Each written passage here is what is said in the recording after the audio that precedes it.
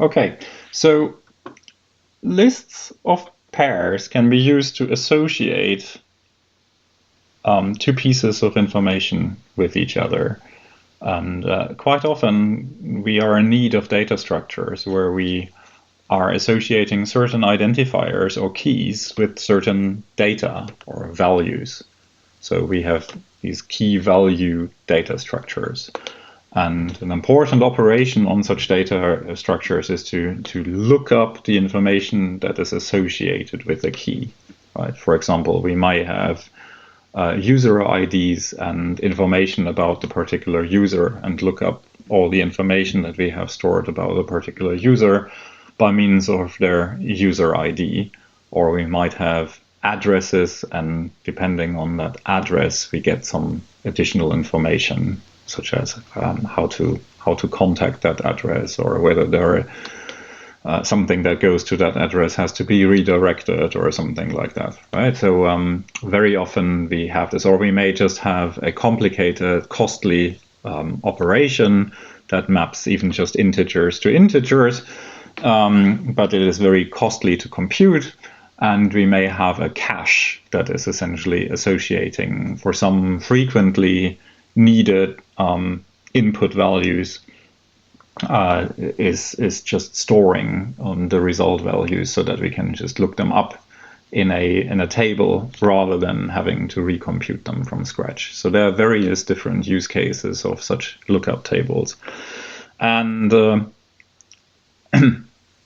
there are also various different representations for them. One of the most important operations on them is this kind of lookup, right? That we have to feed it a key and then get the associated value back. And efficient implementations support this lookup efficiently. If we take a list of pairs, then we don't get a very efficient implementation, because if we have a list of pairs and we want to perform a lookup, we essentially have to traverse the entire list and hope that we find the key that we're looking for relatively quickly. But in the worst case, we have to really traverse the entire list. And that's in general not very desirable. But it is an easy implementation to work with, and it can be done without resorting to any other libraries that we do not yet know. It can be done with the means that we have at the moment, and that is one of the reasons why I want to at least briefly discuss this structure right now. So let's actually start with an example. So let me create a list of pairs that is such an association of a key. So let's just say we have some form of user IDs that is just integers, and we just store their names, right? And as strings. So we have a list of int string pairs. And then let us just, let us use characters from the Lord of the Rings as an example. So let's say 1 is Frodo, and then 2 perhaps is Bilbo, and then 3 is Gandalf, and then they don't have to be successive, of course. So we can do 11 is Legolas, and 14 is Gimli, and 20 is Boromir. And that's probably enough as an example already.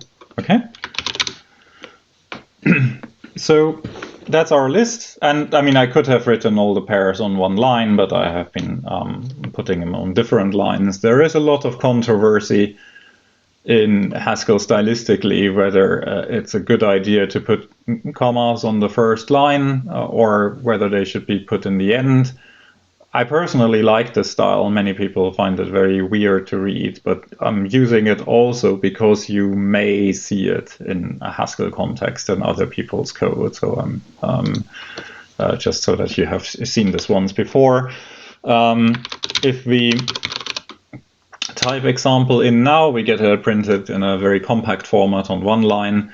it is this kind of list. Now the function that we're interested in is a function that takes this list, right,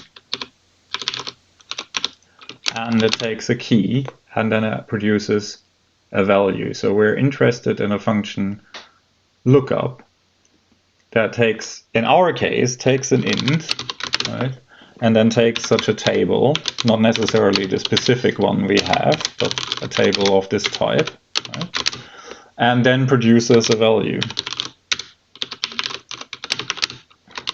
Okay, but really, as I already said, I mean, we can do the same thing for other key and value types. So this shouldn't be specific to int and string. So what we actually want is we want to have any key type here, right? I'm using lowercase key that is perfectly valid as a type variable name, and I'm using val for value to replace a string. Okay. So this is the kind of function that we want to write. Okay. Now, the next step always is to introduce names for the arguments. Right? So I'm actually going to use key here as well this time, using the same name, and I'm going to use table here for the list of pairs. Okay. And now we are in a situation that we know, that we're familiar with, where we have two arguments. One of them we don't know anything about. We don't know anything about the key type, right? We want to keep it flexible. And the other is a list. And we do know about the structure of lists. So sensible to perform pattern matching on the table. So let us do this. Okay. So here I now get, let me actually write it like this. So the first argument of the cons is the first element of our table, but the table is a list of pairs. So I'm going to call this pair to emphasize that here we actually have a key value pair. Again, it's actually helpful to look at the whole. The whole says here on the right-hand side in line 33, so in the second case, we have to produce something of type val. Right? But what do we have available? We have available a pair of type pair of key val and a key that is of type key, and the table, the rest of the table, which is a list of pairs of key val.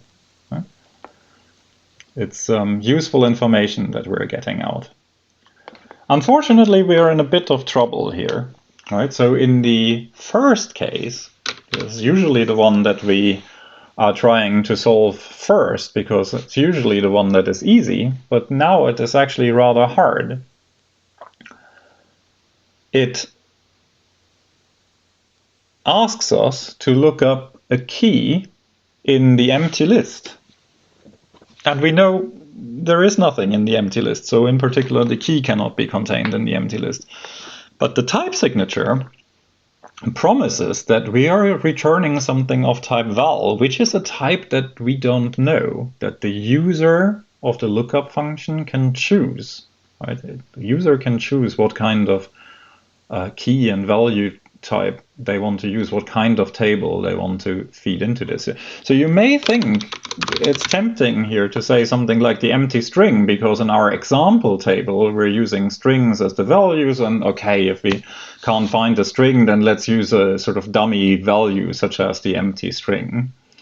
But that's not type correct, right? Because we've generalized our function. We've claimed that we're like the key and the value type are flexible, and the user can choose it, and the user could choose this to call this with a table that associates ints with ints. And then, okay, well, then let's say, well, then we could have used 0, but 0 is also not fine, because 0 would not be a valid string, right? And because the value type is choosable by the user, we cannot make any assumptions here, so we would have to return something that is a valid member of any Haskell type. even one that we don't know anything about. And there are very few such values. In fact, there are no proper such values. The only such values that exist are values that essentially crash or loop. So we can put in undefined, which we have seen before, or we can put in error, which we have seen before, in particular in exercises as a placeholder. So error, let's recap again. Error is a function that goes from string to string to a, not to list of a, string to a. So it can take a message and then it can be used anywhere. So in particular, it can be used as a value, and we can say key not found, or something like that, as a message. And now what will happen if we call lookup on a key with an empty list is we'll get a crash that says key not found. But I've already said a number of times that crashes in Haskell are undesirable. We are striving to write total functions, functions that fulfill the promise indicated by the type system on all valid inputs. So if we feed in a valid input, such as a key, and if we feed in a valid list, of which an empty list is an example, then we should also fulfill our promise. But with this result type, we can't. So perhaps the result type is not ideal, and we'll get back to that. But for the time being, we're going to accept that we have to use error here, and we're going to look at this again later. Okay. Now, in the cons case, we have to keep in the back of our mind we probably want to recursively look up the key in the table, but only if the key isn't already the key of the first pair, right? The first pair contains a key and a value association, and if we're looking for a particular key, we should check whether the key in this pair is the right one. And you may be tempted now to use first and second to extract the first and the second component out of this pair, and then refer to FST pair in order to get the key out. So, right, we could start using if then else or guards, saying if key equals pair, first of pair, then something like this, right? That might be an option. But I would argue, and I have said this when we talked about pairs in the first place, that usually pattern matching is still more readable than working with these selector functions. So why not just apply another pattern match? And we can use nested pattern matches. So this pair here is a pair, so we can split on the pair, only that because it's a pair and pairs have only a single constructor, that doesn't actually increase the number of cases. We simply can put a pattern for the pair here and get access to the two components that are in the pair. Now I have to use a different name for the key, right? Because it's a potentially different key. Now you may actually be tempted, again, depending on perhaps what other languages you have seen. So languages like Prolog or Erlang, I think, as well, are actually supporting so-called non-linear patterns where you can say, well, the situation I'm really interested in here is the one where the two key values are the same. So perhaps can I not just use the same variable name twice in order to indicate to the system that I'm expecting, hopefully, to see the same key twice, and then perhaps I have another case later on that handles the case where the two keys are different. Haskell simply does not support this. If you use the same name twice in a pattern or on the left-hand side of a function definition, you'll get an error message that says conflicting definitions for key. So you simply cannot use the same name twice. You have to check separately after the pattern match whether key and key prime in this case are equal. So I'm just choosing a different name, but one that still makes it clear that both are keys. And then let's use guards again for the case distinction. So we are interested in the situation where key is equal to key prime, and we are interested in the situation where key is not equal to key prime. Okay. Now we see that key equals key prime, this equality test, is still underlined. So there is an error here. So let's look at this error, and it says no instance for equality of key arising from a use of equals equals. And that is true. The equality test is overloaded. Right? The equality test does not work for values of arbitrary types. We have to have a notion of equality available. And now we can think about this. We set out to say the lookup function should be general in the key and the value type. But it's normal that sometimes when you set out to do something, you perhaps overshoot. You're too ambitious. And in this case, I would argue that we have been, because the whole point of lookup is that it has to make comparisons on the key. If there is no way to compare two keys to check whether they're equal or not, then there is no way to perform this notion of lookup. So assuming something about the key type is reasonable, right? And like at least something like an equality test should actually be there so that we can expect this. So we can simply make this an additional requirement. This is a natural thing. I say always start with the type signature. That doesn't mean that you always have to be completely right. Right? Sometimes you give an approximate type signature, you start letting that guide you. You come to a point such as this one where you see that you overlooked something, that you need an additional constraint, or even that you need an additional argument or something like that, and then going back and making a change and possibly some adaptations. That is a natural step of the coding process. Right? So in this case, we can simply add the constraint. And it's only a constraint on the key types. We still don't need to know anything at all about the value type. Right? We only need to be able to compare the key types, and that solves this particular error. Now key equals key prime is possible, and there's no longer an error, and we just have these two holes to fix here. Now, if the key is equal to key prime, then we are done. We're going to say if there are multiple bindings for the same key, right, in the table, then the first one wins. Right? If we find one association, we're just going to return that. And so the other one would be unreachable, at least at the time. Okay. So that's just a convention that we're adopting in our lookup function. So here we're just going to return the value that has been associated and consider the function done. Right? If we found the key that we've been looking for, we're considering it done.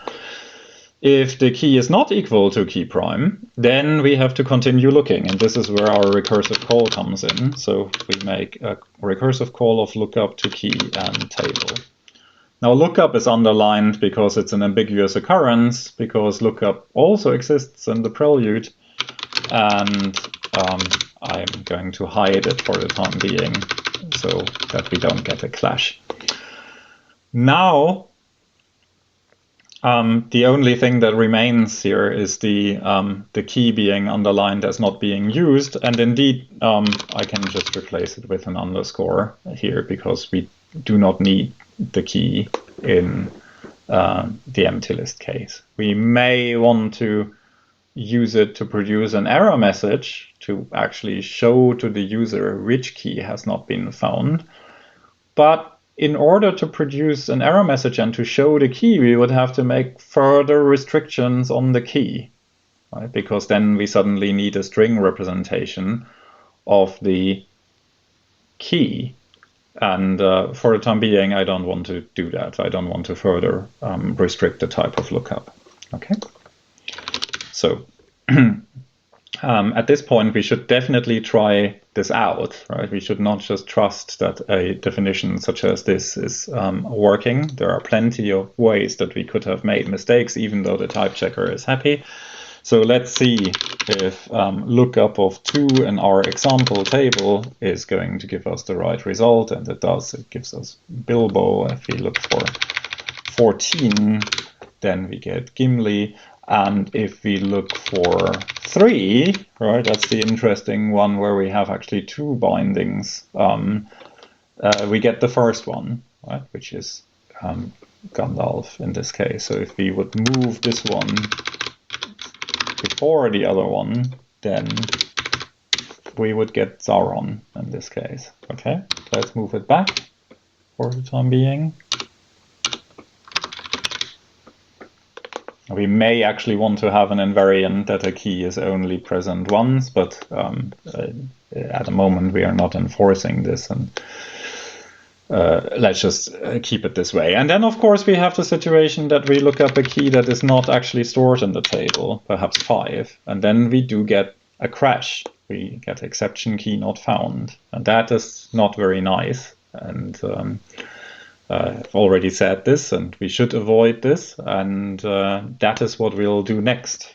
In the next video, we're going to look at a different version of the lookup function that does not suffer from this problem by changing the result type of the lookup function to not promise to always give back a value of type val, but to make a slightly weaker promise.